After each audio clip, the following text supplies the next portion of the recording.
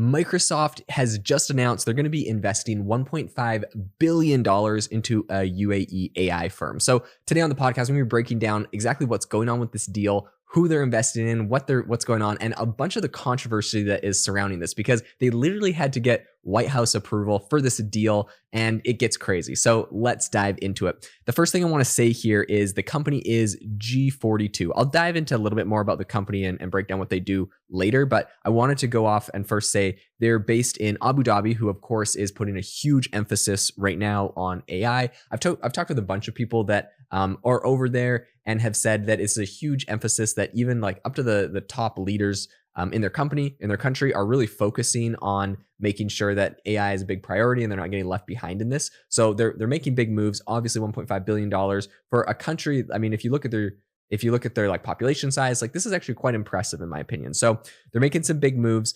What is interesting though is that this firm, G42, is actually under investigation from the US for a bunch of its different ties to China. So because of this, they had a lot of difficulties, I would say, getting this deal done. But let's talk a little bit about the actual details and what's going on in this deal. So the first thing to know is that Microsoft, in exchange for this, they're going to be getting a minority stake. They're going to be getting a seat on the board of G42.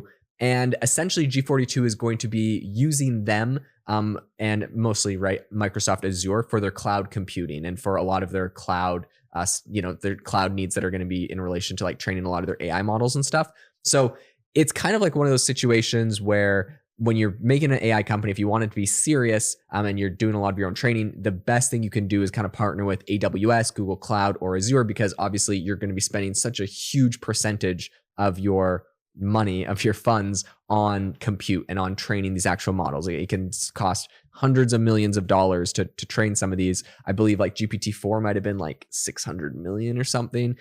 So anyways, really crazy how much money actually goes into training these. Now, there's a lot of countries and companies that are kind of working on different technology to bring down the costs and make these things more efficient. But as it sits today, they're incredibly expensive. So what's interesting is for this $1.5 billion that they're currently getting, a lot of this is probably going to go back to Microsoft via their Azure platform. So Microsoft is going to be making a lot of this money back. Now, there's a whole controversial issue here that a lot of people talk about. This is kind of more for accountants and taxes probably, but essentially a lot of these cloud providers, they're giving like these, giant $1.5 billion investments or grants to a company that they know is going to turn around and spend the money back to them. So it's kind of like it's classified as an investment on the way out, but on the way back in, it's called revenue. So it's like, the revenue gets a big jump. So it's kind of in their best interest to make these deals. Some people say, ask if it's like talking their own books, because now all of a sudden Microsoft's revenue goes up $1 billion, but it's like $1 billion they had, it gave away and got back again. So it's kind of interesting how that all plays out. In any case, the other thing that's interesting with this is the deal actually required, reportedly, negotiations between the Biden administration to actually get this solidified because of their ties to China. And so this is a big problem. The United States right now obviously is kind of in this tech AI war with China. They've made a bunch of laws where NVIDIA literally wasn't allowed to sell the top of the line chips to different companies in China. So they had to give them a lower version. China and NVIDIA kind of found some workarounds with software and AI actually to essentially get some of the same results from their older chips. But I think this is a really interesting thing because obviously the United States is very focused on this. I'm not sure exactly what level of an impact this will have because there's always going to be this cat and mouse game and workarounds, and China's going to build their own chips. So the United States has said this is kind of a national security issue, right? They're like, we need the best AI, we need the best technology for our military, so we're not beat out by a foreign adversary. But there's like a lot of different interesting dynamics that go into this. So all that to say, the Biden White House had to approve this deal reportedly. And along with that, there was a couple things that G42 had to do. So one of them was they had to agree to removing Huawei as being one of their technology providers. Huawei went through this whole thing, I believe under the Trump administration, where they were about to roll out 5G cell phone towers and technology globally. And people had a lot of suspicions. Well, pretty much it's owned by the Chinese state government, a large portion of it. And I mean, a lot of companies and big companies in China are. That's kind of how China works. But they were concerned that there was going to be backdoors and spyware built into a lot of this technology so that essentially the Chinese government could surveil. And so, a lot of countries, the United Kingdoms and a bunch of other countries were like, hey, we're banning Huawei because from core infrastructure because of this. And it appears that the United States is still kind of in this war with Huawei where they're like, look, we'll let you get this $1.5 billion investment. You got to cut Huawei out of it because, I don't know, it's a security issue or something. So that's kind of interesting.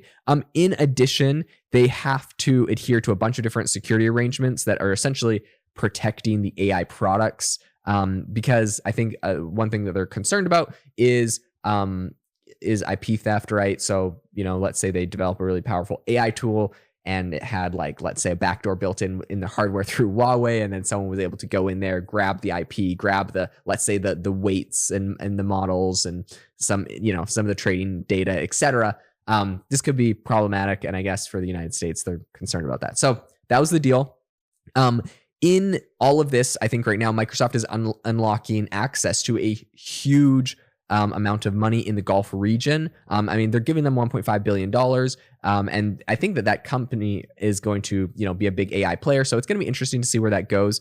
The UAE right now is really pushing to become a major player in the AI industry. So why does all of this matter? What's going on here? What's the big deal with this?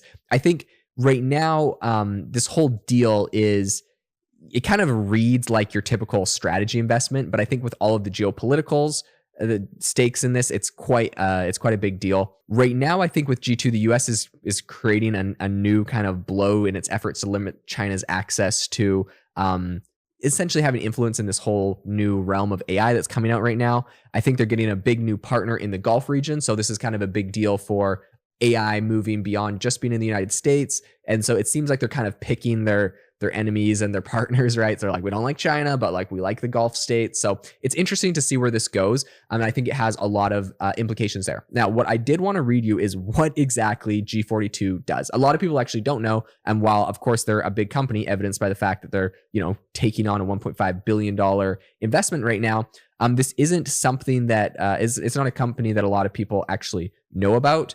So it's not super, it's not super common. I want to read you exactly what they do from their website. So on their website, they say G42 is a global leader in creating visionary artificial intelligence for better tomorrow. Okay, very generic. And I'll tell you why it's generic.